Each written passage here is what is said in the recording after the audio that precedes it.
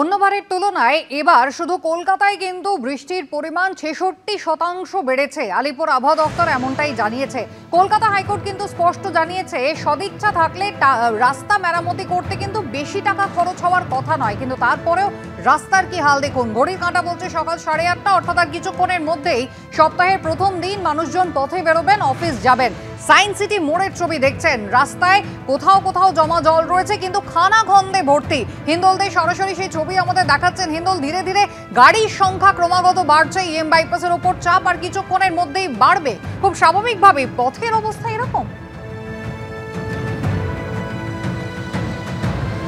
একেবারে তোমাকে বলে রাখি যে পার্ক সার্কাস 4 নম্বর ব্রিজের দিক থেকে যে রাস্তা সায়েন্স সিটির কাছে আসছে, সায়েন্স সিটি মোড়ের কাছে, সেখানকার অবস্থা তুমি দেখতেই পাচ্ছ যে রাস্তা একেবারে ভাঙাচোরা অবস্থায়, গর্তে পরিপূর্ণ, বিভিন্ন জায়গায় জল জমে রয়েছে।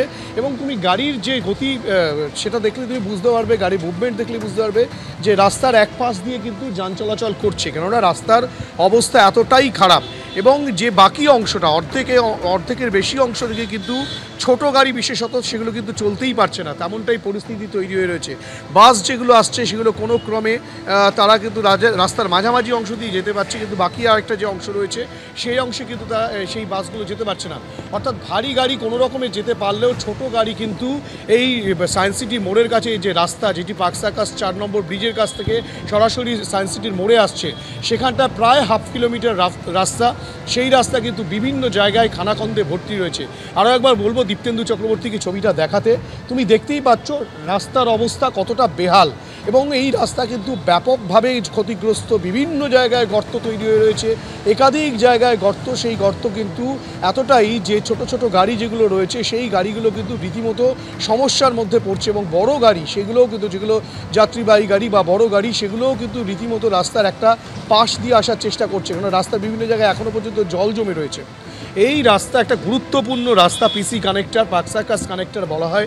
এই পিসি কানেক্টরে যেভাবে রাস্তা ক্ষতিগ্রস্ত অবস্থায় রয়েছে, সেটা কবে মেরামত হবে সেই নিয়ে কিন্তু নিত্যযাত্রীরা প্রশ্ন তুলছেন। যদিও দেখা যাচ্ছে যে শহরের বিভিন্ন প্রান্তে রাস্তা মেরামতির কাজ শুরু হয়েছে, কিন্তু সায়েন্স সিটির মোড়ের কাছে এই যে রাস্তা, যেটা অতি গুরুত্বপূর্ণ একটি রাস্তা, যেটি একেবারে এজিসি ফ্লাইওভার এবং সঙ্গে পার্ক সার্কাস কানেক্টর এগুলোর সঙ্গে ইএম বাইপাসের সংযোগ স্থাপন করে, সেই রাস্তা কিন্তু একেবারে ক্ষতিগ্রস্ত। স্বাভাবিকভাবেই অফিস যাত্রীদের, নিত্যযাত্রীদের তাদের কিন্তু একটা ব্যাপক সমস্যার সম্মুখীন হতে হচ্ছে। এই চিত্র থেকে কিন্তু তা একেবারে স্পষ্ট। একেবারে হিন্দোল, ধন্যবাদ। আর কিছুক্ষণের মধ্যে গাড়ির চাপ বাড়বে। যদিও মেয়র ফেরহাদ হাকিম তিনি কিন্তু এর আগে স্পষ্টই জানিয়েছিলেন, যদি 10 দিন বৃষ্টি না হয় তাহলেই কিন্তু রাস্তা মেরামত করে ফেলা হবে। কিন্তু শুধু তো খারাপ রাস্তা নয়, তার সঙ্গে বর্ষার জমা জলের সমস্যাও রয়েছে, আর তাতেই কিন্তু রাস্তায় একেবারে পদে পদে বিপদ। কলকাতা হাইকোর্ট আগেই কড়া বার্তা দিয়েছে, কিন্তু তারপরেও বাস্তবে পথের বেহাল অবস্থা এতটুকু বদলায়নি। ভোগান্তি আপনার আমার, আর তার সঙ্গে রাজনীতিতে কিন্তু সমানে চলছে দায় ঠেলাঠেলি। স্টিয়ারিং এ পটু হাতেও গাড়ি চালাতে ছুটে যাচ্ছে কালঘাম, আবার হাঁটতে গেলেও বিপদ। কয়েক পা যেতে না যেতেই গর্ত, কোথাও আবার জল জমে চেহারা নিয়েছে মরণ ফাঁদে।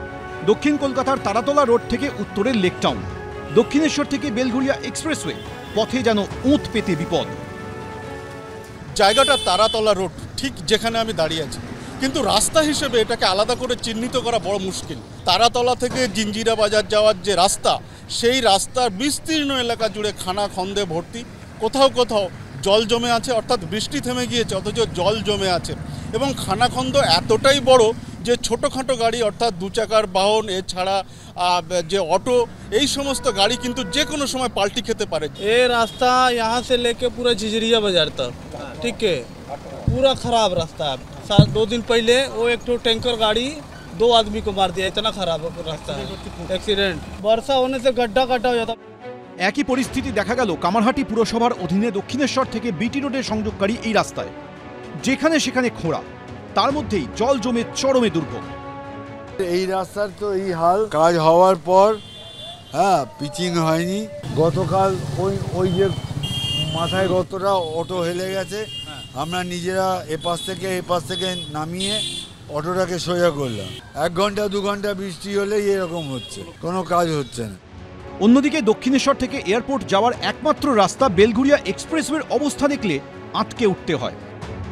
দুর্ভোগ কিন্তু অন্যান্য দিনের থেকে একটুও কম নয়। বেলঘরিয়া এক্সপ্রেসওয়ের ছবি, যেখানে ওই বিমানবন্দর থেকে দক্ষিণেশ্বরের দিকে যে গাড়ি আসছে, যেখানে রাস্তার একাংশ জুড়ে খানা খন্দ এবং জল জমে আছে, জল ভর্তি, অর্থাৎ আরেক দিকের সংকীর্ণ অংশ জুড়ে কিন্তু যানবাহন চলছে। যদিও সেই অংশ যে খুবই ভালো তা কিন্তু বলা যায় না। অবস্থা তো খুব খারাপ। আমরা কি বলবো এখন, কাকে বলবো?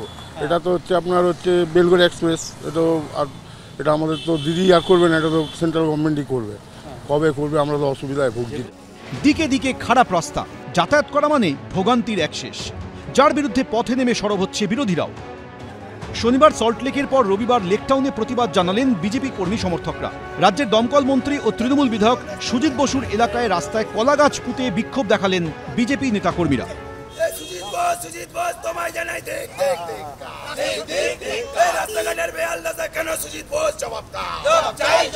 বিজেপির তরফ থেকে তারা কিন্তু রীতিমতো বিক্ষোভ কর্মসূচি পালন করছেন এবং এখানে তারা দলীয় পতাকা নিয়েছেন এবং পাশাপাশি হাতে কলা গাছ তারা কিন্তু প্রতীকী হিসাবে নিয়েছেন যে কলা গাছ তারা রাস্তায় পুঁতবেন, কেননা একাধিক জায়গায় রাস্তা ভাঙাচোরা অবস্থায় রয়েছে এবং যে পরিস্থিতি তৈরি হয়েছে তাতে যে কোনো মুহূর্তে দুর্ঘটনা ঘটতে পারে। কর্পোরেশনের ভারেমা ভবানী টেন্ডার হচ্ছে না, কারণ টেন্ডারে পার্টিসিপেন্ট নেই, কন্ট্রাক্টররা কেউ কাজ করতে চাইছে না, আড়াই বছর 3 বছর করে টাকা বাকি। বৃষ্টি কমলে রাস্তাঘাট সব ঠিক হয়ে যাবে। পিচের শত্রু হচ্ছে জল। আমরা প্রতীক্ষা করছি বৃষ্টি বন্ধ হলেই রাস্তাঘাট 10 দিন ড্রাই পেলে সব ঠিক হয়ে যাবে।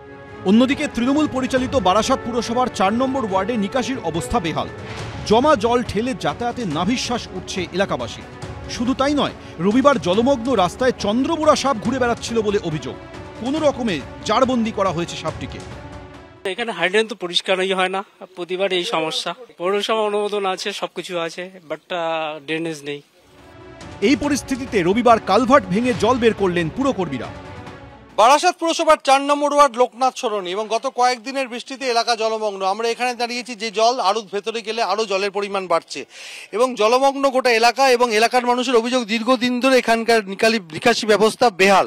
এই মুহূর্তে আমরা যেটা দেখতে পাচ্ছি যে যারা এখানকার বাসিন্দা তারা অনেক কষ্ট করে যাতায়াত করছেন এবং পুরসভার তরফ থেকে আজকে দেখা যাচ্ছে যে নিকাশি ব্যবস্থা হাল ফেরানো হচ্ছে। ওই জায়গাটার জল বার করবার জন্য একটা মাস্টার প্ল্যান আমরা নিশ্চিতভাবে এমএলএ এমপি আমাদের মন্ত্রী এদের তত্ত্বাবধানে যদি একটা কিছু ওখানে করা যায়, পাম্পিং স্টেশন গোছে। প্রশ্ন হলো, কেন এভাবে দুর্ভোগ পোহাতে হবে সাধারণ মানুষকে? সত্যজিৎ বৈদ্য, হিন্দল দে, সমীরণ পাল, এবিপি আনন্দ।